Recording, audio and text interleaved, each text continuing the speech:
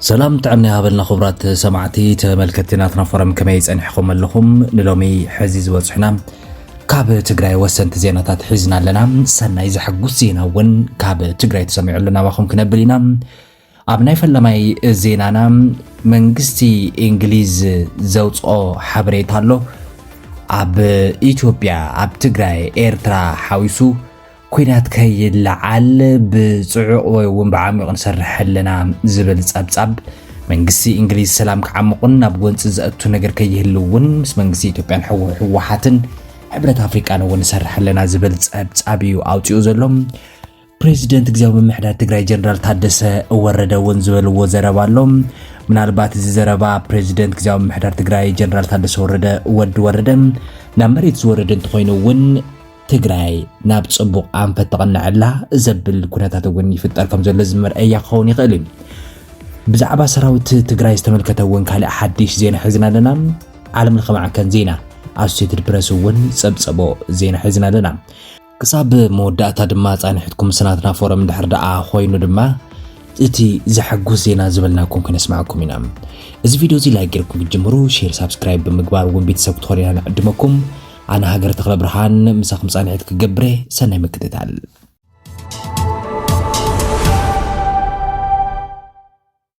መንግስቲ እንግሊዝ ሰላም ከዓምቕ ናብ ጎንፂ ዘእቱ ነገር ከይህሉ ምስ መንግስቲ ኢትዮጵያ ሕወሓት ሕብረት አፍሪካ ይሰርሕ ከም ዘሎ ሓቢሩ ኣሎም ድሕሪ ስንብት ፕሬዚደንት ግዚያዊ ምምሕዳር ትግራይ ነበር ጌታቸው ረዳ ልኹነታት ትግራይ ቅዋ መንግስቲ እንግሊዝ አመልኪቱ ካብ አባል ፓርላማ እንግሊዝ ዝኾኑ ሎርድ ዴቪድ አልተን ቤት ጽሕፈት ጸሓፊ ጉዳያት ወጻኢ ኮመንዌልዝን ልምዓት ንዘቕርቦ ሕቶ ኣብ ዝተዋሃበ ምላሽ መንግስቲ እንግሊዝ ሕዝውን ሰላም ዘዕምቕ ርክባት ይገብር ከም ዘሎ ኣመላኺቶም ንቅዋም መንግስቶም ኣመላኺቶም ምላሽ ዝሃቡ ኣብ ፓርላማ ዓዲ እንግሊዝ ተወካሊ መንግስቲ ሚኒስትር ልምዓት ኮመንዌልዝ ሎርድ ኮሊንስ ዓባይ ብሪታንያ ኣይተ ጌታቸው ረዳ ካብ መዝነቶም ቅድሚ ምልዓሎም ኮነ ድሕሪ ምስንባቶም ኢሉውን ንዕኦም ዝትክኡ ጀነራል ታደሰ ወረደ ሰላም ኣብ ዘዕምቕ ጉዳያት ኣተኪራ ተሰርሕ ከም ዝነበረተውን ከም ዘላንውን ሓቢሮም ኣለዉ መንግስቲ እንግሊዝ ሰላም ከዓምቕ ናብ ጎንፂ ዘእቱ ነገር ከይህሉ ምስ ሓድሽ ፕሬዚደንት ግዚያዊ ምምሕዳር ትግራይ ጀነራል ታደሰ ወረደ መንግስቲ ኢትዮጵያን ሕወሓት ሕብረት አፍሪካን ይሰርሕ ከም ዘሎ ብቐጻሊ እውን ከም ዝሰርሕ ረጋጊጾም መንግስቲ እንግሊዝ ጎንፂ ከይልዓል ሰላም ከዓምቕ ምስ ኩሎም ወገናት እንዳሰርሐ ከም ዝኾነ ዝገለጹ ሎርድ ኮሊንስ ተመዛበልትና መረበቶም ክምለሱ ዳግመ ጽንበራ ተጋሪ ተኸሳለጥን ዘላቕ ሰላም ዳግመ ህንጸት ድማ ኣብ ደቂ ኣንስትዮ ትኹረት ገይሮም ዝሰርሑ ትካላት ይሰርሕ ከም ዘሎ ፍሊጦም እንግሊዝ ብሕብረት አፍሪካ ዝተመርሐ ስምምዕ ተጻብኦ ደው ምባል ከም ትድግፍ እውን ካልኣይ ምዕራፍ ስራሕቲ ጉጅለ ክትትልን ትግበራ ውዕል ፕሪቶሪያ ሕብረት አፍሪካ ንምስላጥ 155,000 ፓውንድ ውን ከም ዝተመደበ ፍሊጦም ኣሎም ሎርድ ኮሊንስ ኣብ ጉዳይ ውጥጥ ኢትዮ ኤርትራ ንዘቕረበሎም ሕቶ እንትምልሱውን ኣብ መንጎ ክልቲኦም ወገናት ዘሎ ምትፍናን ንኸሃድእ መንግስቲታት እንግሊዝ ምስ ኩሎም ላዕለዎት ሓለፍቲ መንግስቲ ብርኪ እንዳዘተይኹም ዝኾነውን ብምሕባር ኣብ ቀረባ እዋን ምክትል ቀዳማይ ሚኒስትር እንግሊዝ ኣብ ኢትዮጵያ ኣብ ዘካየድዎ ዑደት እዚ ጉዳይ ከም ትዘተይሉን ባዕሎም ሎርድ ኮሊንስ ምስ መንግስቲ ኢትዮጵያ ከም ዝዘተይውን ሓቢሮም ኣለዉ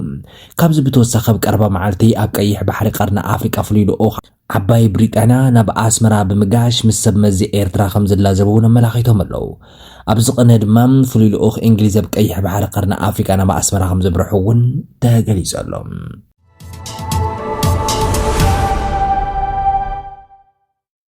ጀነራል ታደሰ ወረደ ፕሬዚደንት ግዚያዊ ምምሕዳር ትግራይ ዝኾነ ሰብ ዝሓዞ ራእይ ኣብ ዘይግድስ ብነፃናይ ምንቅስቓስ መሰል እንተረጋግጽ ትግራይ ንምህናጽ ክንሰርሕ ኢና ኢሎም ኣለዉ እዚ ዘረባ ፕሬዚደንት ግዚያዊ ምምሕዳር ትግራይ ጀነራል ታደሰ ወረደ ብዙሓት ብሰናይ መልክዑ ይገልጽዎ ናኣዳን እውን ዝገልጽሉ ዘለዉ ኩነታት እንትኾን ምናልባት እዚ ዘረባ ፕሬዚደንት ግዚያዊ ምምሕዳር ትግራይ ጀነራል ታደሰ ወረደ ናብ ባይታ እንድሕር ደኣ ወሪዱ ድማ ኣብ ትግራይ ናይ ብሓቂ እውን ሓድሽ መንገዲ ሕወት እውን ከም ዝተጀመረ መረጋግፂ ይኽብሉ እውን ርእቶታት ይውህቡ ኣለዉ ቤት ጽሕፈት ፕሬዚደንት ከም ዝሓበሮ ፕሬዚደንት ጀነራል ታደሰ ወረደ ነዚ ዝብሉ ትማሊ ሚያዝያ 6 2017 ዓ.ም ንኣባላት ካቢነ ግዚያዊ ምምሕዳር ትግራይ ናይ ዝቕጽሉ 3 ኣዋርሕ ኣንፈታት ዋና ናይ ትኹረት ጉዳያት ኣብ ዘቕርብሉ እዋን ነይሮም ግዚያዊ ምምሕዳር ትግራይ ኣብ ዝቕጽሉ 3 ኣዋርሕ ብዋናነት ምሕደራ ትግራይ ኣብ ምምሕያሽ ምልዋጥን ኣብ ምርግጋጽ ሰላምን ድሕነትን ልምዓትን ምንቅስቓስ ኢኮኖሚ ትግራይ ኣብ ምርግጋጽ ልዕልነት ሕጊ ምፍጻም ውዕሊ ፕሪቶሪያ ልዑል ትኹረት ተገይሩ ከም ዝስራሕ ፕሬዚደንት ታደሰ ወረደ ተሓሳሲቦም ኣለዉ ኣብ ምሕደራ ዝረኣዩ ዓበይቲ ጸገማት ብምፍላይ እቶም ዝረኣዩ ቀንዲ ናይ ምክፍፋል ምድፍፋእ ምጥቕቃዕ ተግባራት እውን ደው ክብሉ ብምግባር ኣብ ሓበራዊ ምእኹልነት ዓሲልና ክንግስግስ ይግባእ ዝበሉ እዮም እቶም ፕሬዚደንት ኣብ ጣብያን ወረዳን ዘሎ ናይ ዘይምርግጋእ ናይ ምጥቕቃዕ ተርእዮታት ከም ዘሎ ብምሕባር እዚ ድማ ትግራይ ስለ ዘይጠቅም ሓደ ነቲ ሓደ ዝፅርግሉ ኩነታት ክህሉ ከም ዘይግባእ እውን ሓቢሮም ኣብዚ እዋን ኣብ ትግራይ ንኹሉ ትግራዋይ ዝጠምር ማእኸል ይጎድሎ ምህላው ዝሓበሩ ፕሬዚደንት ታደሰ ወረደ እቲ ግዝያዊ ምምሕዳር ንኹሉ ዝሓቅፉን ኩሉ ዝቕበሎን ክኸውን ምግባር ቁልፊ ናይ ትኹረት ነጥቢ ምዃኑ እዮም ገሊፆም እዚ ኣብ ማእኸል ጥራሕ ዘይኮነስ ክሳብ ወረዳን ጣብያን ክወርድ ከም ዝግባእ እውን ፕሬዚደንት ታደሰ ወሲኾም ሓቢሮም ኣለዎም ፕሬዚደንት ጀነራል ታደሰ ወረደ ተሓሒዞም ብብርኪ ትግራይ ብሄራዊ ዋዕላ ብምክያድ ከም ብሄር ህልውናን ድሕነትናን ኣብ ዝውስኑ ኣጀንዳታት ብሄራዊ ምርድዳእ ንምፍጣር ከም ዝስራሕ እውን የመመላኺቶም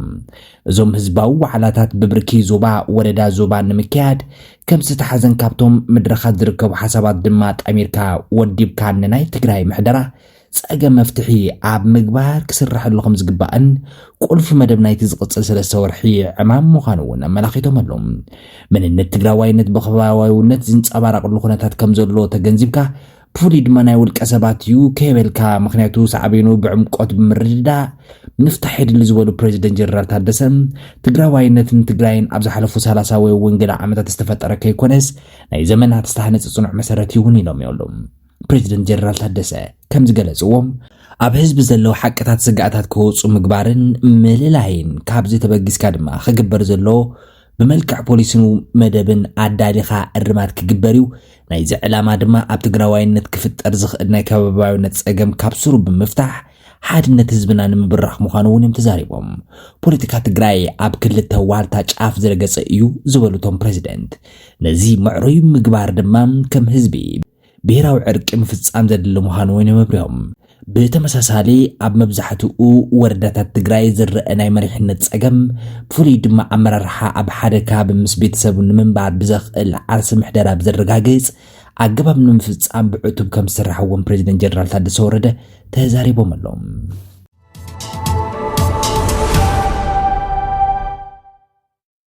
بزعبا سراويت تجراي عمل كتزوج أب عشرة بريس أب كوينات سنت تجراي استوى تجارل تجراي بحسرة حكم ناس صغير ومهلهم عشرة بريس أب تبالام بسنك تخوينات كل مداوع نود زبز حتى تجراي زيجاتات عدد لمن كرفح نبران تساطحهم كم زلون مم مرخب تحفش داك على حين مع كنزينا عشرة بريس تمالي سوني نقول كوينات تجراي عمل كتو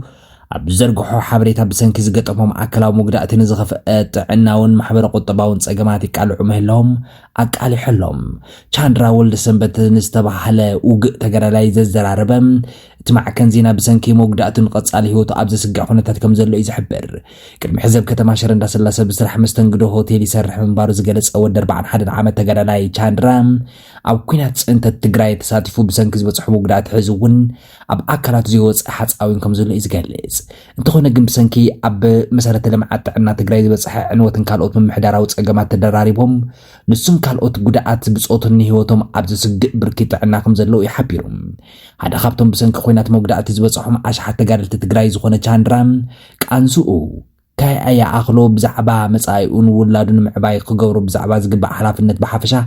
كل مداي مسائي عسقا سدرؤون تحسب سلمت متكم زبولو إزارب قصرهم زي النعقو وقعد تقارلت بسنك حسرة حكمنا ناب سدرؤون بمخاد عدد قوامي قدعات أكال يخونو كهلو زحبرت أبس أباشة البريس مع حكمنا أورتوفيزيوترابي مقالم كاب حقست أكالات زهبو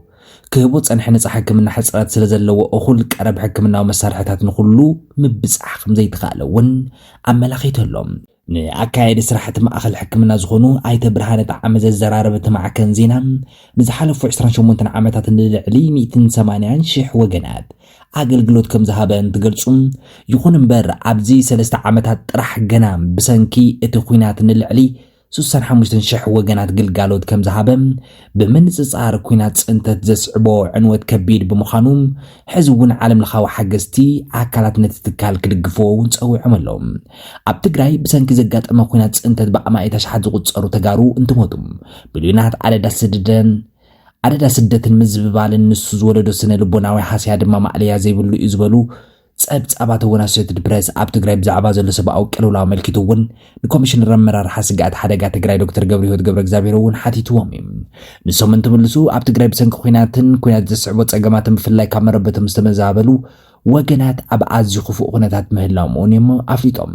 ብፍላይ ስእነት ምግቢ መድሓኒትን ካልኦት ግልጋሎት ሕክምናን ኣብ ልዕሊ ጉድኣት ኣካል حضور حمام زلوا وجنات سف زي بالكسارة يسعب سلزلو تجري أب أزيو أتأجم خنات تركبي لهم اللو زاجد ما بزحت وجنات صحيب زعربة قصري تسفو داتس أنك أي خير سلزلو ما حبر سبع عالم كل حدا خجبر كم زجباون اتمع كنزينا أتحساسي والله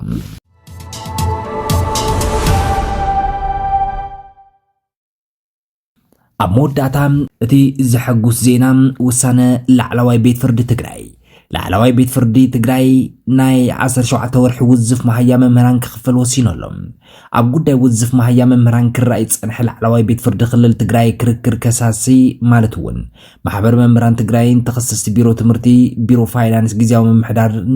مينستر جنزب فاينانسن اب زيولو لكسمع دحر مصناح لومي ميازا شوعة خلتشن عزا شوعة العامة مرت وسانه هيولهم لعلواي بيت فردي تجراي قداي وزف مهيا ممرانا ملكتنو زقرب له كسي مرميرو ناي 10 شوعة تواريح وزف مهيا كخفل بيين بمحابنتي مزقب كسي كعصو وسانه ونحليفو لهم باتيز توحابي وسانه عقوبات ومخانو مزقلتو ممران اتو وسانه ناب تكبارتو لو خاعتو اب تساقم دركب ممران تجراي تساقم مكفتحي قباوني لهم ولو اب تخصي قدماي تخصاصي بيرو تمرتي كالعي تخصاصي بيرو فاينانس تجراي سالساي تخصاصي غزياو محدار تجراي رابعاي تخصاصي دما مينستر جنزب فاينانس انتخونو رابعاي تخصاصي بزي مقرابو قداي ابزي لو خراي العلواي بيت فرد تجراي وموسانو زكريم وبرات سمعتي تملكتناتنا فرم نحز زبصحنا واناوي حصر توسنت زيناتاتنا እዞም ስማዕኹሞም መስኒሮም ካብ ትግራይ ስምዑ ዘለው ጸብጻባት ኣብ ዝሕጂ ሰዓት እንታይ በለ ዝብልውን ብዝርዝርናትና ፎረም ለተኸታተለት ናባኹም ክተብል እያ ብላይቭን ከምኡ እውን ድማ ካልኦት ቪድዮታት ዳህሳሳትን ትዕዘብትን ምልክታታትን እውን ካብ ናትና ፎረም ቻናል ናባኹም ነብጽሖም መደባትና እዮም كل شابون حدشتي حبريتات كنلقى كلنا أقدموا أبسلكم ملكت من تانكبكم ناي دول ملكتون كتسقطوا إنا نزخاخركم كساب شابو سلام